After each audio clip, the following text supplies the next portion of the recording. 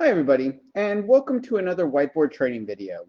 I'm Elliot Bright with the Cheeky Scientist, and today we wanted to go over some of the key steps to prepare yourself for the surge in phone and video interviews, as we're seeing that all of these vacant positions that were put on hold are rapidly being tried to get filled. And so recruiters are actively searching for people to try and get them to fill these positions. And so you're not necessarily having a lot of time to prepare before you get that call and being like, can we do a phone screen? You might have a couple hours or maybe a day to prepare. So we want to make sure that you have all of these things already ready in your tool bag, so that whenever you get that call, you're ready at a drop of a dime to go for it.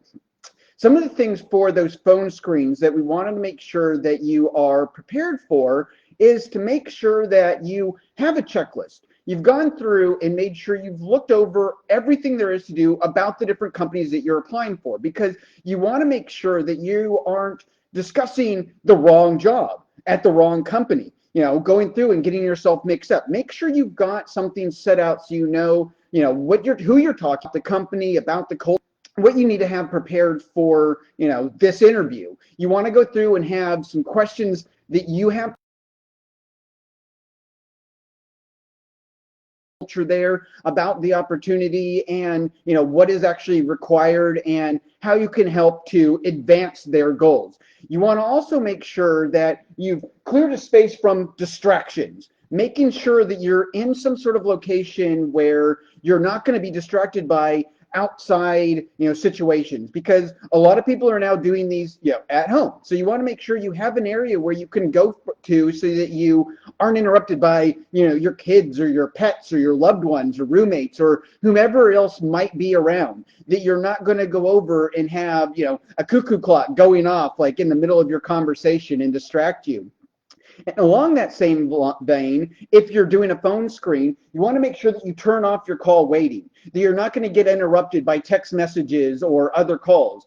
And along that, if you have the opportunity and you are at a facility or you're back on campus, you can use a landline, so you'll no longer be disturbed by these incoming calls. You can turn off your cell phone. You're not going to potentially drop the line and lose the call in the middle of your conversation. And as you're discussing something, make sure you go over, you're able to complete your thought and actually discuss with the person or hear them, thoroughly without some sort of breaking in the conversation, so you miss part of the question that they asked you.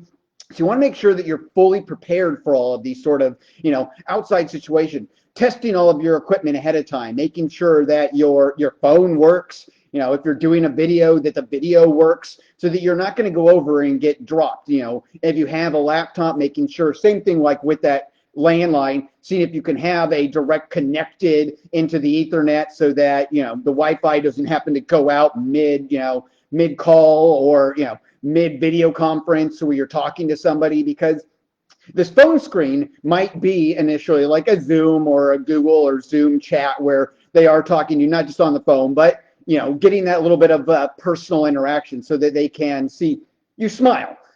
You also want to go through, if you're doing it, both of these types of interviews, either the phone screen or that video, screening or video interview, is having your resume handy, because they're going to ask you in direct questions from this. They're going to want to go through in that phone screen verifying that you have this information. Same thing when you're doing that video interview, that first interview. They're going to want to go through and verify the equipment that you've worked with, the processes that you've gone through, the skills that you've gained, and they want you to go over and be able to reference your resume and then answer these in real life examples. I gained this, management skills by working and directing, X number of ads. We accomplished, this much data set where we were able to do, posters and a paper and a talk, and give real world examples that you can then also apply these answers to the job. You want to go through and then be able to relate how you've gained these experiences and how you can then use these towards the opportunity. Saying you've gone over and you've managed these people so that you can go into a senior position where you can then direct other people, because you've already proven that you can, work with people from different backgrounds, depending on where, the people you're working with in your labs, or they cross-disciplinary, communicating things out. And then you can relate that to the role you're going to be doing as well, where you can go over and also manage people and interact with people who are in different groups or different departments there as well. You want to make sure that you speak clearly and concisely. You're not going to go and slouch and fidget, and you're not going to go over and just ramble out answers that are incoherent, making sure that they're short, sweet, and to the point. You also want to, as I said, smile, making sure you're looking at the camera, or in the phone, smile while you're having the conversation as well, because you might not be able to see the other person if you're on the phone, but that smile, that endorphin release of being in a happy state comes across also on the phone. So you want to make sure that you're smiling no matter what you're going through as you're giving your answers, as you're going over and giving the examples. You want to do your homework for both these cases, making sure, like I said, you have your notes handy so you can go through and answer the questions that are pertinent to that position. You know who you're talking to. Is it an HR person? So you want to make sure and not use too much jargon. Or is it a bunch of technical people that you're talking to, so you can go through and actually answer in a way that they're going to know? If you use an abbreviation, are they going to know what you're talking about? You don't want to say, I did a bunch of GCMS. Wait, what is this? Gas chromatograph, mass spectrometry. You want to go through and make sure that you use the terms that the person you're talking to is going to know. So you want to go through and make sure you have all of these things set out. So part of doing your homework and knowing who you're talking to, having your resume handy so you know how to address the questions that they're asking you. So you can go through and make sure you're addressing, the skills that you've showcased to them that you have in your resume. And then you want to be able to showcase this with the real world examples that you can then relate to the job and relate to the opportunity. You want to make sure that you have all of these things ready and prepared. You're going to want to go through and do practice versions of these, practice phone screens, doing informational interviews with people, doing a real life interview, mock interview with your friends or family, or, other people that you might know, joining through and trying to practice these things out so that it becomes second nature, so that you can smile and look at the camera, look at the person, in their face, or, on the phone, you're clear and concise and making sure that you're getting your point across.